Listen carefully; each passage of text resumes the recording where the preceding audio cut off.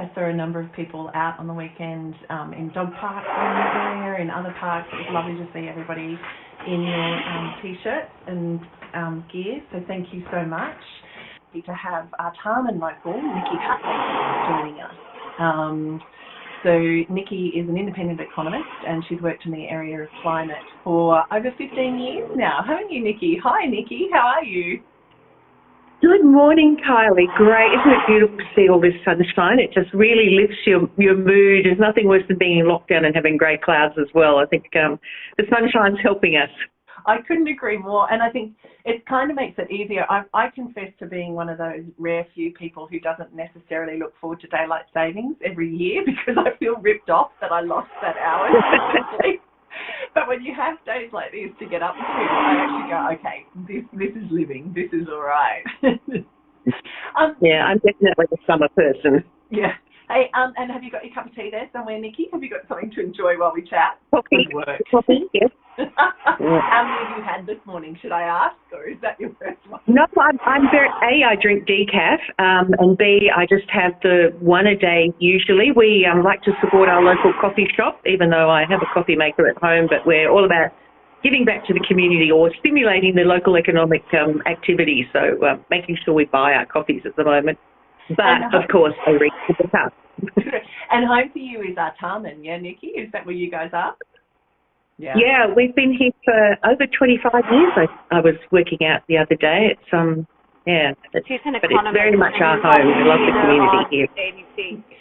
I've been fortunate enough. So, Nicki, you and I first met, I think, almost 2.5, 3 months ago now. So I've been really lucky to have a lot of conversations with you in that time around what's going on in terms of climate policy across the country.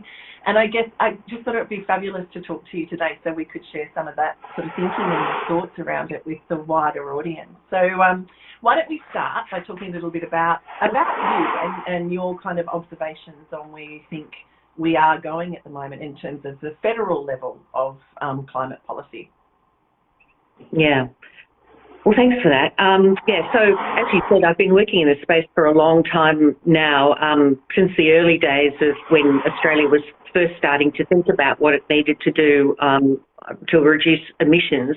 And at that stage, John Howard was then Prime Minister and was actually leading the charge, can you believe it, on an emissions trading scheme, which of course we know we had very briefly and then unfortunately then didn't have. One stage we were a leader in the world and now, as you know, we're very much a laggard. But if we kind of look at what's happening, the states and territories are actually by and large doing a great job, particularly New South Wales and the ACT, I'd say, would be leading the pack. South Australia and Tasmania would be annoyed at me for saying that because on the renewable energy side of things, they certainly are streets ahead of everyone else. But I guess the thing that gets me is that you hear politicians who want to slow things down saying, there's all these costs associated with acting on climate. And of course we need to make investments. And yes, there will be costs of changing at the individual and community level, the economy-wide level. But every good economist does a cost-benefit analysis for every policy. So yes, we need to understand what the costs are, but we also need to look at the benefits. And if you look at the scales, the costs of not acting and the benefits of acting, just, the economics of this is a complete no-brainer. Even given the uncertainties we have about the climate path, we know enough to know that even in conservative estimates, the costs are huge. And whilst I'm happy with what the states are doing, the fact that the federal government just keeps, worse than digging its heels in and doing nothing, it's actively supporting fossil fuels. So the announcement in last year's budget about a gas-fired power station, $600 billion for spending on something that their own advice says we don't need. And it won't drive down the cost of energy. It'll actually drive it up because it won't be economically efficient to run this thing for 5% of the time. So it's no wonder that people kind of get confused because you've got people telling you essentially lies about what we need and what we don't need, and it's all very complicated and it's quite hard to distill it, but we can distill it, and we can't have the federal government running in one direction, dragging the economy backwards and our transition backwards, and the states are pedalling and rowing in one direction and they're being held back by the federal government. We need everybody to work together, and if we do that and have a planned transition, then we can create far more benefits. We can help those who need to have in a period of adjustment. And we can get out of this with a leading economy with all sorts of new industries. You know, this is not pie in the sky. This is proven stuff. It's happening all around the world. It's happening in parts of Australia, but it's just not happening fast enough. Mm. It's really interesting, actually. You know, Nicki, I think about some of the conversations and some of the things that I've seen in the last fortnight. And actually, I don't know if you saw it, but last night on the 7:30 report, there was an amazing report. It was only one story, but it was a journalist had gone and spent some time with some pensioners who are actually in housing here. I'm sure it's in Sydney somewhere. They've been there for 25 years, but thanks to subsidies and stuff, they've been able to put solar panels on their roof. And they actually had done the math, and over the course of, I think it was by 2030, they would have saved $5,000 or $6,000 on their electricity bills and stuff. So I want to come back to that point, because it actually, and you and I have talked about this, it does my head in a bit in terms of holding people accountable for what they're saying and when they're saying it. And I'm interested in just hearing your thoughts. You know, why do you think it is that we have, at the federal level, this rhetoric that we can't afford to walk away from coal? What do you think is actually driving that, and how much truth is in it? So, look, coal is an important export. You know, there are billions of dollars, but there is at the same time this overemphasis, I think, on, yes, okay, I'll try and put this back. Every single policy that we ever implement, there are always winners and losers, or almost always. And the government's job is to say, well, if this is going to have an adverse effect on someone, then we'll work out how to compensate. So when we brought in the GST, for example, we said, all right, well, low-income households need to be compensated for that. The same when we brought in the carbon pricing scheme. We said, all right, we'll with the revenues we raise, we'll help different industries and we'll help individual households. And that's what economics is about. It's about allocating our resources so that everybody is better off. And I think, you know, politicians are scared in some electorates, and you can see who the politicians are. In coal, particularly coal-heavy communities, they're worried that, you know, there's a backlash. And we did see that in Queensland at the last election. But it's the job of the government to lead and to give voice to what is the sensible thing. And I know it's a really hard message, and I'm not saying that, you know, oh, yes, people will lose jobs, we don't care. Of course we care. But, you know, a lot of people in coal have skills that can be transferred to renewable energy or to other new sectors like hydrogen, you know, and all of the downstream industries. So there are a lot of skills that are matched, or that, you know, there could be short courses or on-the-job training. So it's not like everyone has to go back to TAFE or college to do a whole new course. But it's like they're afraid, and so they're just hanging on to this old narrative. But you can see even within the government, and maybe you've got credit for this, Kylie, is that language is suddenly changing. We are hearing them say more, oh, well, you know, net zero, sort of, kind of. So they're on the path. We've heard the Treasurer now say, yes, there will be costs. It's not just in the future, it's now. And that's a really important point, I think, that they're now getting, is that it's not all next generation, not just from climate impacts, but from things like if there are carbon tariffs introduced by the countries, which the EU is going to do, that will affect our exports. You know, I've got a report coming out soon, you know, tens of thousands of jobs could go as a result of that.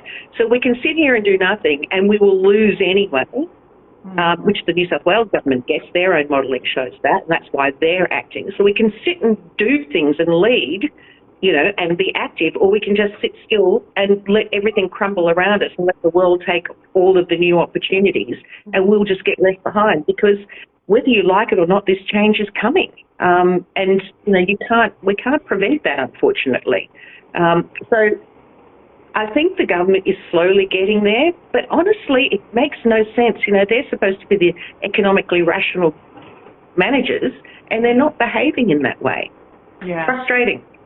And I think that's the point I've really heard time and time again. It's not necessarily that the federal government needs to be doing so much more. It's actually that they need to be doing less in terms of creating barriers and, you know, providing that policy certainty for investors that are coming into our country, that this is the way we're headed and we are prepared to work there.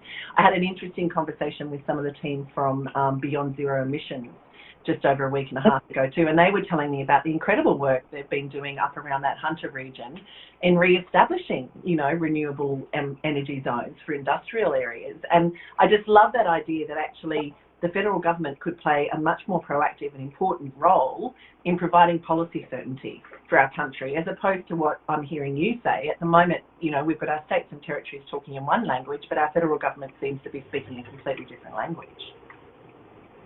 A really good example of this, Kylie, is what's happening with electric vehicle imports into this country, and not just cars, passenger cars, but, fire trucks and buses and things like that. The manufacturers in Europe are saying, well, we get a clear message that the Australian government isn't interested in this. So they deprioritise us. We get way down the list. We have fewer models. It's more expensive because the market's small. And it's only the really hard work of people like the ACT government and now, Victoria and New South Wales are following suit and saying, we're really into this. And now there's a change, and we're going to see more models coming in to the market. Sorry about the background noise. There's a building site too. So that's, you can see that just that, even that rhetoric can have a really large negative impact on how quickly we can all transition. And of course, the best way for everyone to make the switch to electric or even hybrid vehicles, as a stepping stone, is to get the market really up and running. And once you've supported the market, yes, it will need a little bit of government help in the first instance. But then once the market's up and running and we've got more vehicles and the prices come down, as we saw with solar, then the government can step away again. It's not like they need to be doling out the money forever. That obviously wouldn't make sense. But this is just overcoming that initial market failure, getting things moving. But, if the federal government doesn't play its role, it's literally hampering all of the states from doing what they need to do. Yeah, because it's interesting. I mean, I think there's often a lot of talk about what we as individuals can do, and you've touched on that EV opportunity, which I think is a great one. And I think, it's interesting, as a consumer, I'm frustrated that it will take me so long to get my hand on an EV. You're talking to some of the manufacturers and they're just saying, yeah, well, that's a 9 month wait if you want, either a hybrid or an EV vehicle. But solar panels, I mean, we must have one of the highest rates of solar panel penetration in the country, do we? What's the situation across our electorate? Would you know that detail, Nicki?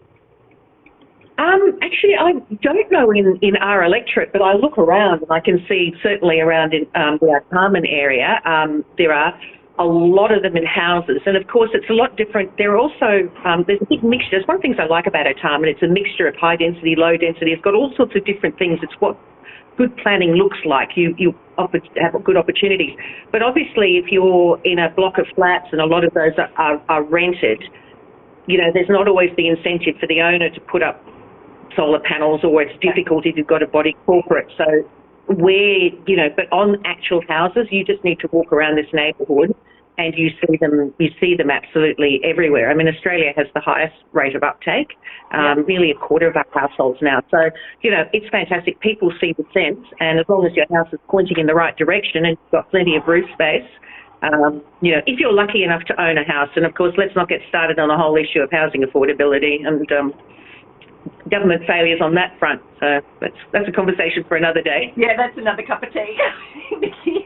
So I guess there's a few people have joined us today, and there'll be many more that'll watch it after our conversation. If you could leave the people of North Sydney with a message about what you would like all of us to do in the coming 12 months, 3 years, what do you think are the most important steps we can take? Yeah. So look, at an individual level, there are all lots of things that we can do. I'm a board member of 1 Million Women, which helps educate not just women, but anybody, go onto our website, get the app, and it'll give you inspiration about how to not only save emissions personally, but save the environment. But of course, it's not just individuals. The big impact is with business, with government. So you need to make your voice heard. If that might be, with your superannuation fund, making sure that you've got a fund that's sustainable and ethical, not just taking money out of coal, but also making sure that it's putting money into renewables and green industries. So you can move your money, if it's banks, super, whatever, you can investigate that. It's much easier to move super than banks. And finally, making your vote heard. Climate change this is the critical decade. It is the critical issue. And this is not just about impacts on future generations. This is impacting us now, not just from the weather, but, the cost of capital, other countries imposing tariffs on us. It is going to cost us if we don't act now as well as in the future. So make your voice heard, make your vote count. Make sure that you are in every way possible making sustainable solutions for yourself, holding businesses accountable, but making sure, and most importantly, that we hold governments to account. Actually, Nicki, what you just said really resonates with me, because I think I grew up out in northwest New South Wales, so I think in terms of the climate impacts, I've been really mindful of those for quite a period of time now. To me, the weather events are getting more extreme. It's tough to have Christmas Day at home some years because you get temperatures over 45 degrees. But I think for me, there was a real moment last year when the Prime Minister overstepped the New South Wales government and said if the New South Wales government wouldn't pay for a gas power station, in the Hunter Valley, the federal government would. And as I heard that, I thought there's something not right here. And then the next day I heard Michael Cannon-Brookes from Atlassian say that for our Prime Minister to say that was the equivalent for him to go to work the next day and tell all of his programmers they had to work with abacuses. And what I realised was that the bit of my heart had always been, yes, we need to do something about climate. But listening to Michael Cannon-Brookes, my business brain suddenly went, yes, it actually is just bad business. To continue down this pathway is just bad business. It's bad for our economy. It's bad for our kids. It's bad for, the future that Australia could have. So I just, I really want to say thank you for calling that out. I think what I do hear very clearly, I've heard it from yourself and a number of other people, is that from the federal level, we need policy certainty. We need the federal government to be saying this is the way our country is moving. There's then simple levers they can pull to send very strong messages to the wider market. We then do need coordination across the states and territories. I think, you said that yourself. We've seen some amazing work out of ACT. I know, you've been heavily involved down there, and they're doing amazing stuff. We're seeing great outcomes up here in New South Wales.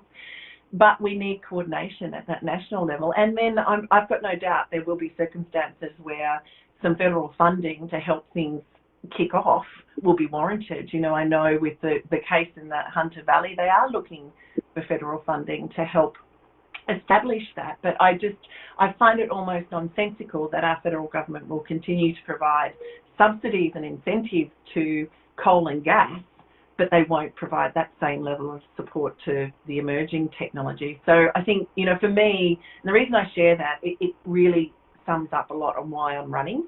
I think it was the clash of my heart and my head kind of going, this just doesn't make sense anymore, and the right conversation is just not being had at that federal level that, made me think, running as an independent was a good thing to do for North Sydney. So, as I said, thank you for everything you're doing, and the fight. I know you have this fight daily. As I've come to know you, I see. I'm so grateful that you keep wading in and calling out the truth. And I really look forward to working with you. I hope for many years to come, regardless of the outcome of the election, because I think the messages that you are trying to help us all hear are so important to be heard. So, I just want you to know you've got a fan in me, and if I can help in terms of amplifying that message that I know people want to hear. People want to hear from you, Nicki, and these are the messages that need to make sense. And that counterbalance, headlines that we sometimes see that are just an easy grab, but it doesn't necessarily make them true. So thank you. No, well, thank you, Kylie, for fighting the fight. We need to have a calm, rational voice out there who calls this stuff out and tells it like it is and helps people see the benefits of moving forward and changing. I know we live in a particularly enlightened electorate on that front, and we need to sort of help everyone understand that we're not, latte sipping, whatever. We actually want the best for all Australians.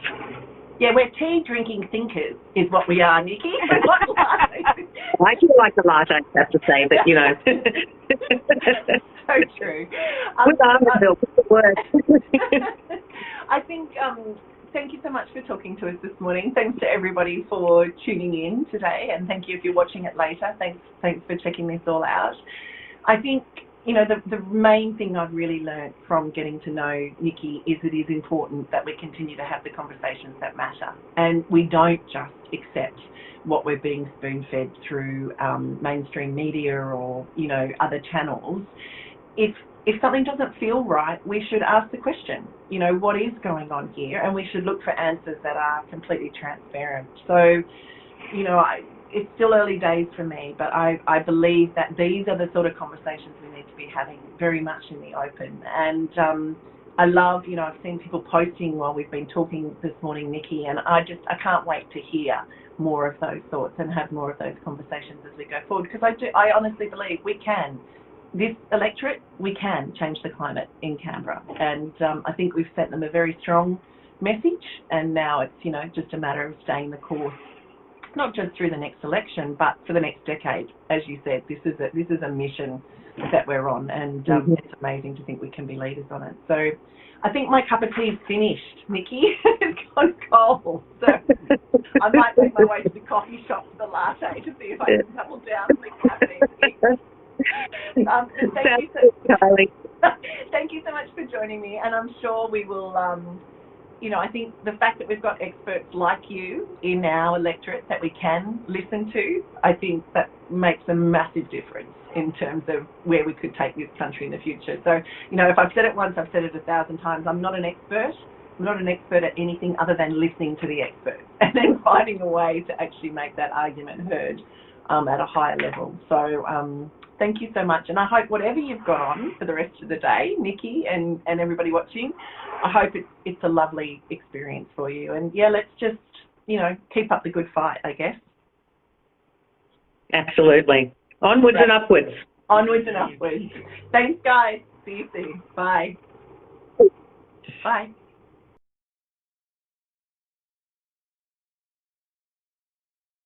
Authorised by Kylea Tink, North Sydney, New South Wales.